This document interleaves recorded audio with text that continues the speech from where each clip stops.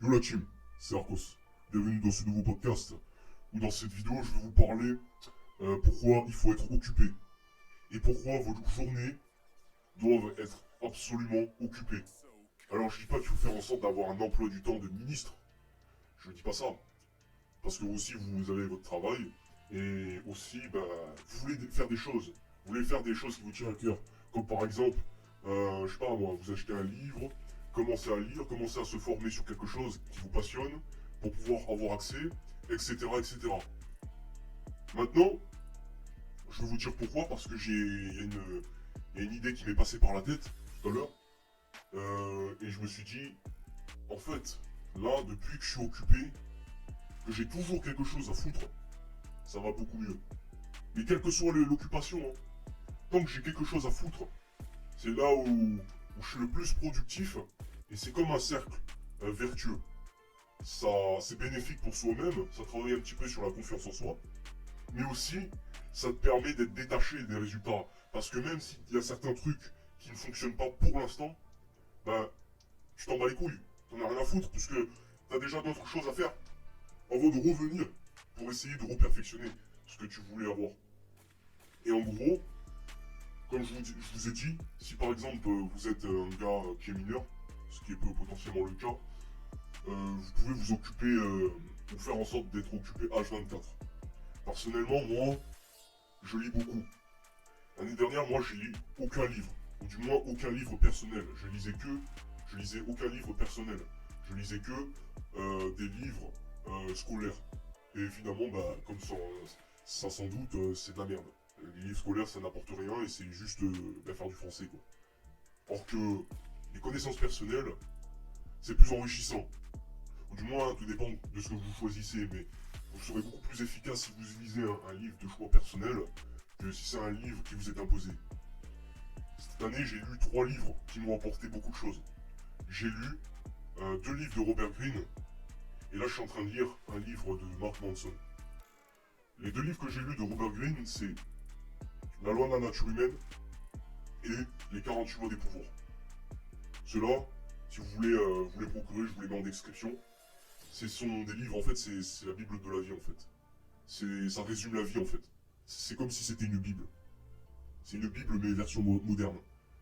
Et même la Bible et le Coran, ça parle de la vie en général. Bref, petite parenthèse sur les religions. Et j'ai lu bien évidemment L'art subtil de s'en foutre, que j'ai bientôt fini, de Mark Manson.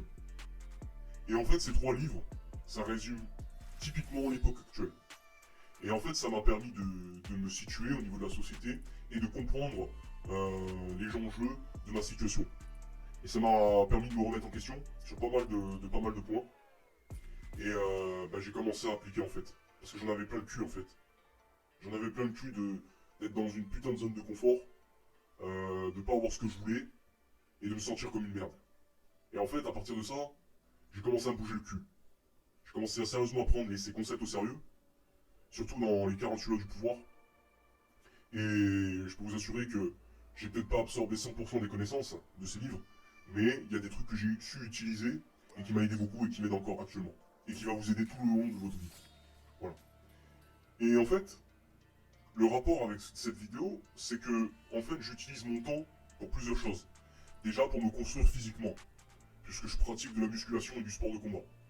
Deuxièmement, je lis des livres, je me forme intellectuellement, je regarde des vidéos sur le développement personnel, et en plus de cela, j'expérimente et je fais des introspections. Alors oui, c'est bizarre des introspections, mais ça peut vous servir beaucoup, surtout pour vous remettre en question. De deux, ça vous permet de méditer un petit peu sur votre situation et ça vous permet de trouver des solutions beaucoup plus rapidement et beaucoup plus rationnellement. Voilà. Ensuite, bien évidemment, je dépense aussi mon temps dans le travail ou dans la recherche du travail. Actuellement, je suis en pleine période du bac et je le révise. En tout cas, moi, je le passe dans pas longtemps et je pense, selon moi, que ça va bien se passer. Parce que je sens que j'ai bien révisé et que le fait de grind et bien s'y préparer, ça te permet aussi d'être directement dans le bain. Et bien évidemment, la dernière occupation, c'est les loisirs. Les loisirs, c'est quoi? C'est jouer aux jeux vidéo, même si maintenant je joue plus trop aux jeux vidéo. Sortir avec mes potes, Et bien évidemment, aller à la plage en solo, si, parce que c'est pas loin de chez moi, juste à marche à pied. Et voilà. Ou regarder des films, ou etc. Ça, c'est mes dernières occupations.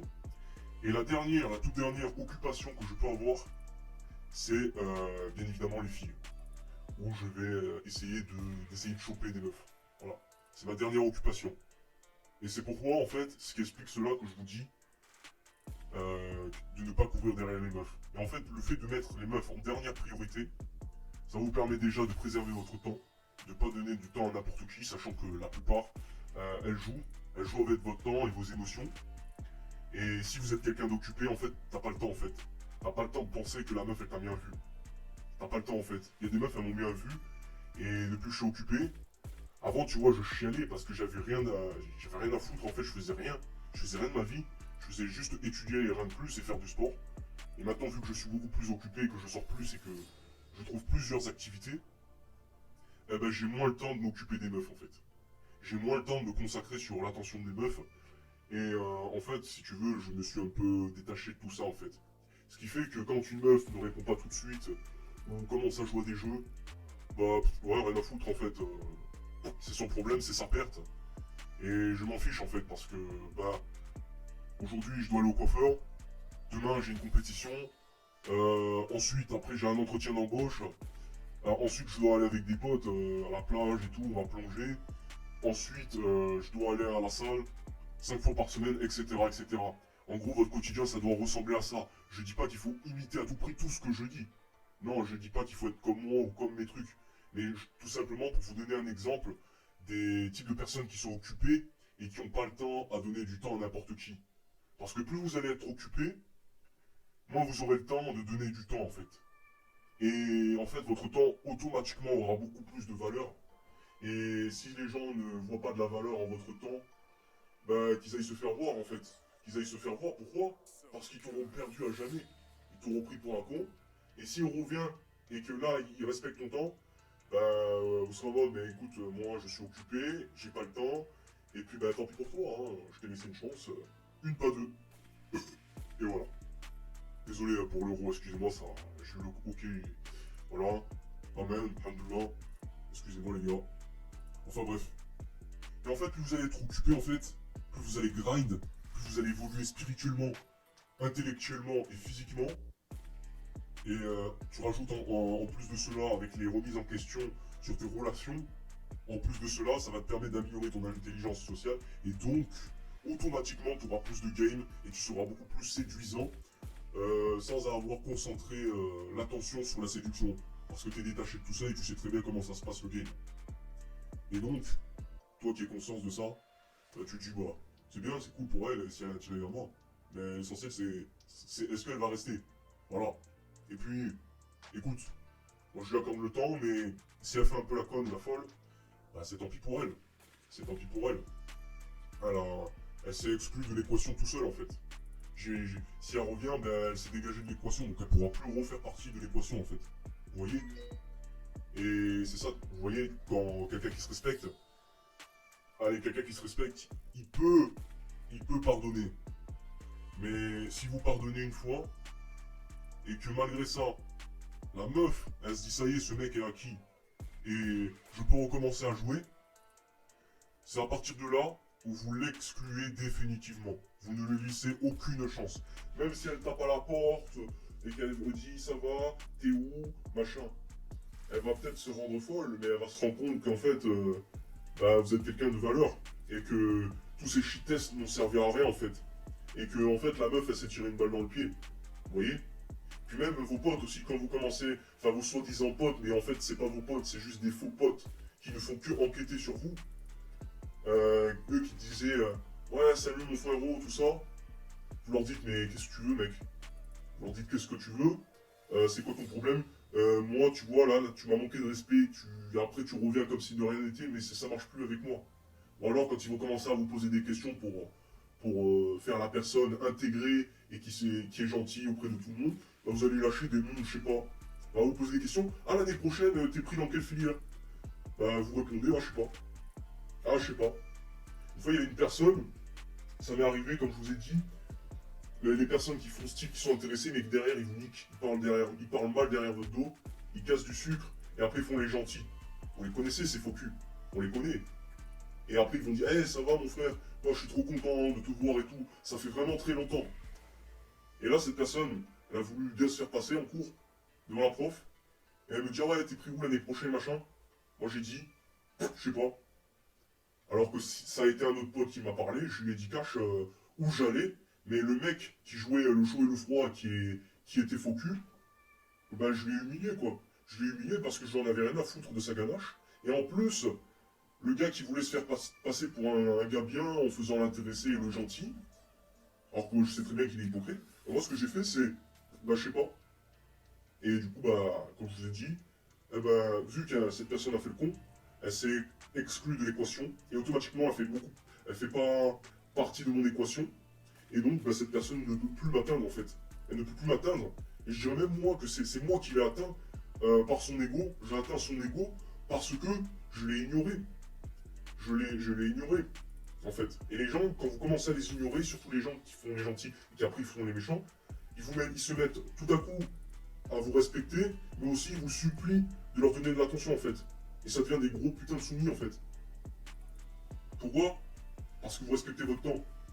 Et en fait, le rapport avec ce que je dis, je pars un petit peu loin dans mes vidéos, c'est que l'attention en fait, je la consacre que avec mes vrais potes.